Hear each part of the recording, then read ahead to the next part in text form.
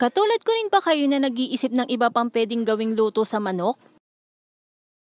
Nag-iisip nga ako ng ibang luto nga sa manok at ito nga ay napanood ko lamang kaya ito na nga lang ang gagawin ko. Bali nga, ito nga manok ilalagyan ko nga lang ng bawang at ng toyo. Wala nga ako eksaktong sukat dito at tinansya ko lamang ito. Katapos ko nga maglagay dito ng toyo ay sinunod ko namang maglagay dito ng suka. Tapos nga ay maglalagay lang ako dito ng pamintang pino. Yun lang naman ang kailangan nating ilagay dito. Pagkatapos nga ay aking nga lalamasin itong mga manok para naman mag-combine dito nga yung mga ingredients na nilagay ko. Imamarinate ko lang itong mga manok ng 30 minutes pero mas maganda nga ay overnight.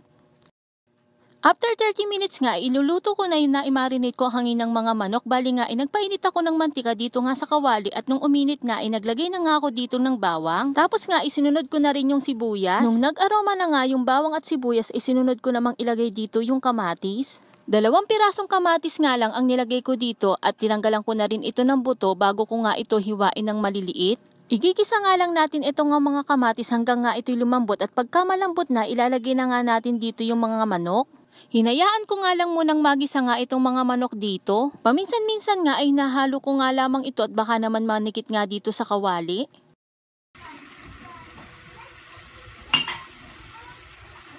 Ilang minuto pa nga, inaglagay na nga ako dito ng 1 baso ng tubig.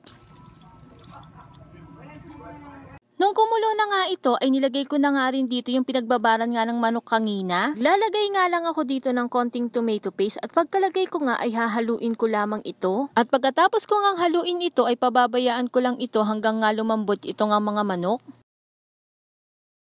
Tiningnan ko na nga dito kung malambot na nga yung manok at malambot na nga siya kaso nga ay hindi ko nga napindot yung button nga ng video. Naglagay na nga din ako dito ng pamintang pino at kanina nga pala ay naglagay na rin ako ng konting asin. First time ko nga lang iluto ito nga gantong ulam at ito nga ay yung chicken asado. Isa nga lang ito sa way ng pagluluto ng chicken asado dahil meron din nga ako napanood na meron nga itong bell pepper at saka patatas. Kaya depende na lang talaga sa atin kung anong way ba ng pagluluto ang gusto natin. Ang mahalaga ay nagugustuhan at nakakain nga ng pamilya natin ay okay na talaga yun. Sa punto nga ito ay tinikman ko na nga kung tama nga lang sa panlasa ko nga ito. Medyo maasim nga lang ng konti kaya naman naglagay na nga ako dito ng 2 kutsara na asukal. Pagkatapos nga ay hinalo-halo ko lamang ito. Aantayin na nga lang natin na kumulo ito at pwede na nga natin ahunin ito.